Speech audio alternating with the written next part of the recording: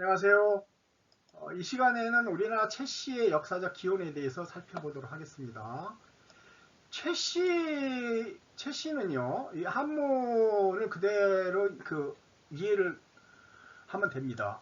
그러니까 매산자 산이 있고요, 밑에 새추자가 있죠. 그래서 토템이요, 이 산에 새가 있다 이런 뜻인데요. 이게 새가 옛날에는 그 태양이에요, 태양. 네, 조이족들은 그 새들이 태양의 전령이라고 생각을 했어요. 그래서 산에서 태양이 이렇게 동그랗게 떠오르잖아요. 그 모습을 성씨로 삼은 거예요.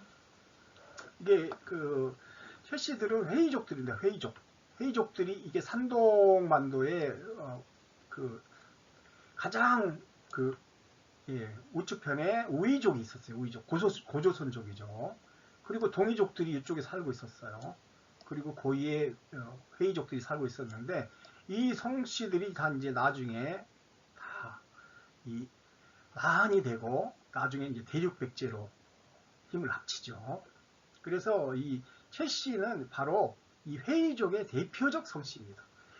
최씨들의 분포는 산동성 이쪽하고 이쪽의 하북성 지역 분포하고 있었고 여기서 이제 해주로 이주를 하고 전주로 청아채씨들이 전주로 이주를 하고 이쪽에서 낙랑국으로 이주를 또 했던 성씨들이 있어요. 낙랑국하고 이렇게 요동반도로 갔던 거는 최치원의 그 최씨들입니다.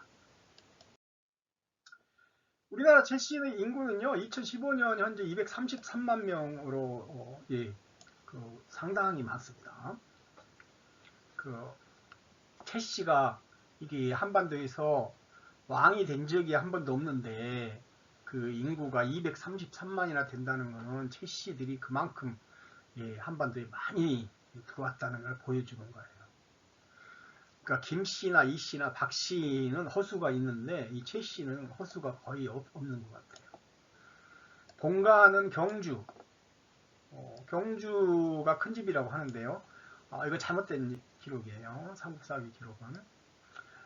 전주, 해주, 강릉, 탐진인데요. 경주 최씨는 보시면 지도에서 보시면 이게 그 전주가 중원에서 이주를 하면 제일 빨리 도착하는 게 전주죠. 물론 해주가 제일 먼저. 그 다음에 전주, 그 다음에 탐진, 그 다음 경주, 강릉 이렇게 되는 겁니다. 삼국사기에는요 유리왕 9년 32년 봄에 육부의 이름을 바꾸고 성씨를 사여했다 그러는데 유리왕이 그 최씨성을 사여했겠습니까? 최씨가 그 이전부터 있었는데. 그러니까 그 삼국사 기록은 신뢰할 수가 없어요. 이 성씨에 대해서는. 호부를 사량부라 했고 최씨라 했다 그러는데 이게 이제 경주 최씨라고 이제 주장을 합니다. 경주 최씨도 이거를 자기들의 기록이라고 또 인정을 안 해요. 오히려 경주 최씨는 자기들 시조는 최치원이다라고 지금 주장하고 있어요. 그 전주 최씨는 최치원 이전에 성립된 성씨라고 합니다. 산동의 청아 최씨와 자기들이 연관이 있다라는 거예요. 해주 최씨는 산동반도에서 가장 먼저 이주해온 최씨로 보여요. 강릉 최씨, 그 다음에 탐진 최씨들 고려시대에 들어왔다고 이렇게 주장을 하고 있습니다. 최씨는 산동 남쪽 해수 일대의 동이 회의족입니다. 그러니까 제가 아까도 말씀드렸지만 이 산과 새가 합쳐졌어요. 그래서 산에 떠오르는 태양을 토템으로 삼은 거예요. 그러니까 이렇게 산이 이렇게 있으면 여기에 태양이 이렇게 떠오르잖아요. 그러니까 그 모습을 이제 그 토템으로 삼았다는 거예요. 회의족은 각골문의 추위로 기록된 조이족들입니다. 새를 태양새라고 다 불렀던 거죠. 최씨는 산동성, 강소성 일대에서 이주해온 동이족입니다. 삼국사기 고구려 봉기 대무신앙조에 보면요. 15년 여름, 서기 32년이에요. 그러니까 호동 왕자가 옥조로에 이제 유람을 내려왔는데 낙랑왕 체리가 거기에 있다가 북국의 신왕의 아들 아닙니까? 범상치 않네요. 그러면서 이제 그 호동 왕자를 데리고 와서 자기 이제 딸에게 이제 그 딸을 시집을 보냅니다. 사이를 삼는 거예요. 그런데 문제는 이렇게 그 이제 체리의 생각대로 되지 않았죠.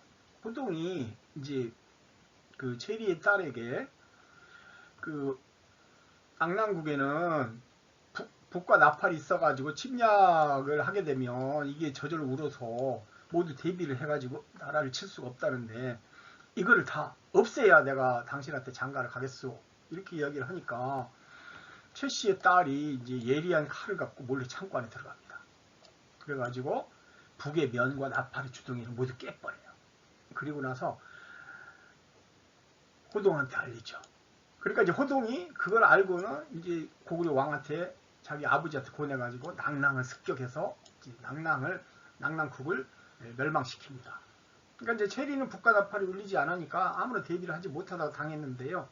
그래서 이제 자기 딸이 그렇게 한 거에 대한 이제 그거를 이제 슬퍼하면서 이제 자기 딸을 죽입니다. 체리의 최 씨는 서기전 2세기경에 평양 일대의 낙랑국을 건국한 걸로 기록이 나와요. 그러니까 낙랑국 최 씨는 해주 최 씨와 거의 같은 성씨가 아닌가 이런 생각도 합니다. 왜냐하면은 최 씨, 중원의 최 씨는요, 박능 최 씨하고 청하 최 씨 두 개가 있는데 청하 최 씨가 전주 최 씨거든요.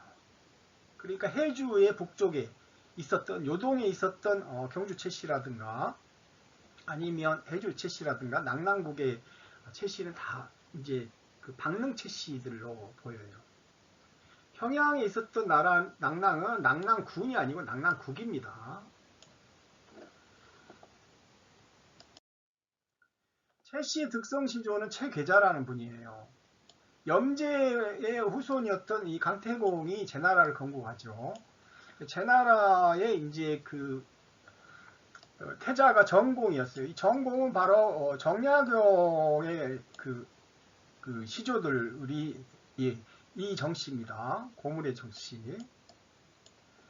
근데 이 정공의 아들이 계자예요. 이게 계자라는 분이 이제 그 3대의 이제 군주가 돼야 되는데 그 정공의 둘째 아들 수굴공한테 네가 왕해라 하고는 자기는 산동성 장구연이 여기 있습니다. 산동성 장구연 북쪽 체읍에 가서 살아서요. 후손들이 자기들 성씨를 최씨라 했다 이렇게 되어 있습니다.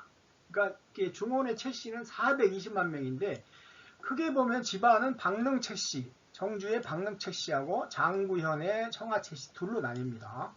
그러니까 아까 제가 말씀드렸지만 이게 박능 최씨는 이쪽 북쪽으로 이주를 한 거예요. 북쪽으로 이주해서 고조선의 주요 세력이 됐고요. 그렇게 해서 이제 고조선이 멸망하니까 최씨 이제 그 낙랑국을 건국을 했던 거죠. 그리고 이제 그 청하 최씨는 이게 산동에서 이제 이주를 해주로 주로 가겠지요. 그러니까 해주로 해서 이 전주로 내려오는데 이게 이제 전주 최씨들이 그래서 청하 최씨들이 한반도로 이주해왔다고 그러고 합니다. 탐진 최씨도 아마 청하 최씨 같아요. 그래서 이 북쪽에서 내려왔던 최씨 낙랑국하고 이게 해주 최씨하고는 같은 집안으로 보이고요. 그리고 이제 그 여기 요동반도 이게 이제 최치원의 최씨들이 이제 이렇게 갖고 그 경주로 들어오죠. 그 시기가 제일 늦어요. 그래서 경주 최씨가 제일 늦게 들어왔어요. 강릉 최씨하고. 체계자 관련 사서 기록을 보면요. 온화성찬에는 강씨다 라고 되어 있어요. 강태공의 후손이다. 제나라의 강태공이 정공을 낳았고 정공이 수구를 낳았다. 계자가 큰아들이었는데 나라를 그 양보를 하고 체읍에 가서 살았어요. 그래서 최씨라 했다는 거예요. 송지 시종약에도 같은 내용이 기록이 되어 있습니다. 최계자가 머물던 체읍은 거기가 바로 최씨가 발원한 곳이에요. 거기에 산동성 제남 장구현 북서쪽에 그 최팔촌이 있어요. 최씨 팔촌이라고 합니다. 대촌락이 있는 거예요. 신당서 제상 세계표에는 최저라는 인물이 등장하는데요. 최씨는 강성에서 출자했다는 거죠. 강태공이요. 계속 똑같은 얘기 나옵니다. 전공 급의 적자 계자가 왕위를 양보하고 체입에 살았는데 그래서 후손들이 채씨라 했다 이렇게 했어요. 제남 동쪽 조양 서북쪽에 채씨성이 있어요. 계자가 목백이 옥은 야를 낳았는데 그 8세손인 묘가 채저를 낳았어요. 이 채저가 바로 채씨의 정말 가장 유명한 고대 인물입니다. 제 나라를 거의 장악하다시피 했어요. 채씨의 풍운하라고 합니다. 서기 전 546년이에요. 춘추자전에는 제나라의 22대 해공에서부터 26대 경공까지 제나라를 장악한 인물이다 이렇게 기록이 되어 있어요. 춘추자전과 사기 제태공세가에는요 제해공이 죽어요. 그러니까 채전은 원래 어려서부터 해공의 총애를 받았어요. 그러니까 이 제나라의 4대 성씨가 있어요. 고씨, 국씨, 손씨, 포씨 이렇게 이 4개 성씨가 있습니다. 그러니까 이 고씨와 국씨가 이제 만약에 채저가 대권에 가까이 가면 자기들이 이제 핍박을 받을까 이제 두려워가지고 채저를 쫓아냅니다. 그러니까 이제 채저가 위나라로 일단 근데 채저는 강태공이 적자잖아요. 그러니까 이 제나라 왕들이 이 채저를 무시를 못하는 거예요. 아무리 시족들이 견제를 해도. 그러니까 춘추자전에 따르면 이 채저가 얼마 안 있어서 이 고씨 국씨를 누르고 이제 귀국을 해갖고 제나라 국정에 이제 참여하게 됩니다. 사기 제태공세가에는 제영공이라고 하는 사람이 자기의 이제 그 여인들이 항상 등장을 해요. 간청을 해가지고 자기 어린 아들을 이제 그 태자로 앉히고요. 기존의 태자 광을 쫓아냅니다. 그런데 이제 영공이 병이 들자 이 채저가 이걸 보고 태자 광이 왜 뭔 잘못을 했다고 쫓아내느냐 그래갖고 채저가 이제 광을 귀국시켜갖고 왕으로 오르게끔 이렇게 합니다. 킹메이커가 된 거죠. 이때부터. 그러면서 이제 자연스럽게 국정을 장악하고 독주를 하는 거예요. 이 태자 광이 바로 제장공이라는 인물입니다. 이 제장공이라는 인물이 좀 나중에 이제 채저한테 죽어요. 그래서 양공 25년에 춘추자전에 보면은 채저가 그 군주를 시해했다 이렇게 기록이 돼 있어요. 이 기록을 갖고도 이제 아주 논란이 많았죠.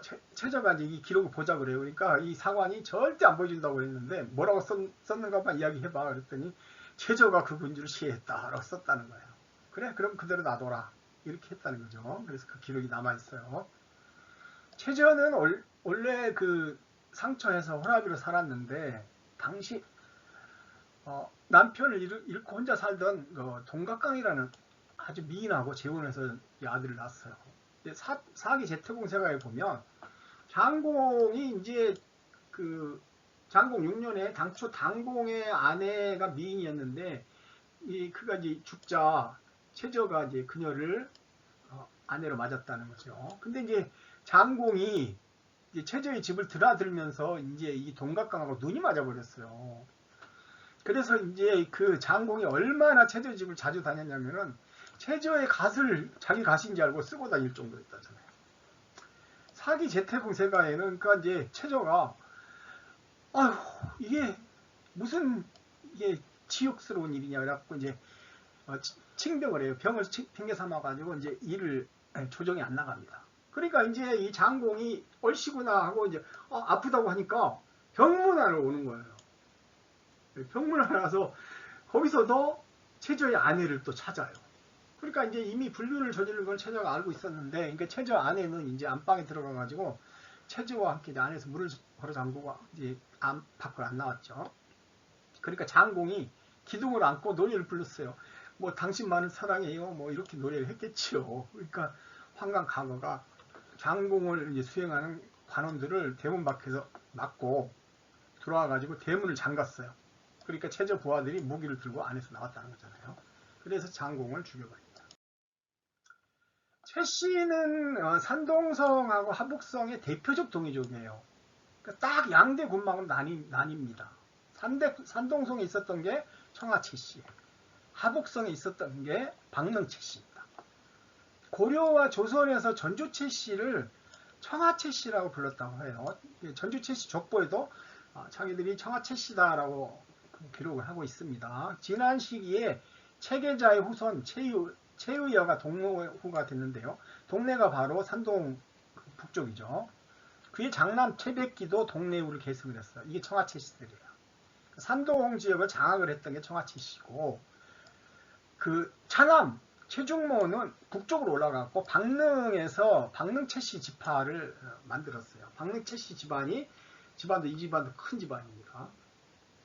5호 16국 시대에 이제 왕준이 이제 그 유주를 장악을 하고 있었는데, 이제 그 자기 장인인 채비를 평주 자사로 파견을 하면서 이 고구려하고 우문선비, 단선비와 연합을 해서 이 모용씨를 공격을 하자 이렇게 이제 했어요. 근데 모용씨가 이제 굉장히 그 시대에 강력했거든요. 그래서 방어에 이제 성공을 하니까 연합군이 해체돼 버리죠. 그래서 채비는 결국 갈 곳이 없어지니까 이제 고구려의 망명을 채씨 집안이 이제 다 고구려에 망명을 해버립니다. 그래서 다수 채씨들이 이때 이제 한반도로 이주행 온 걸로 이제 나타나요. 지난 시대 채씨는 하북성의 대족이 됐어요. 하북성이라는 것은 이게 지난 시대 하북성 일대는 이게 이제 그 원래 그 조선이 있었는데 연나라한테 땅을 빼앗겼죠. 조선은 그 이제 장려 지역으로 밀려났어요. 그러니까 이제 장려 지역까지 이 채씨들이 가서 조선의 주축 세력이 됩니다.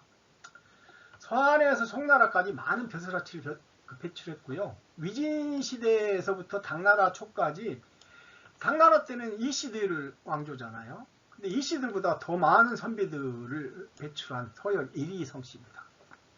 당나라 재상 중에서 청하채씨가 12명, 박능채씨가 15명이었다고요.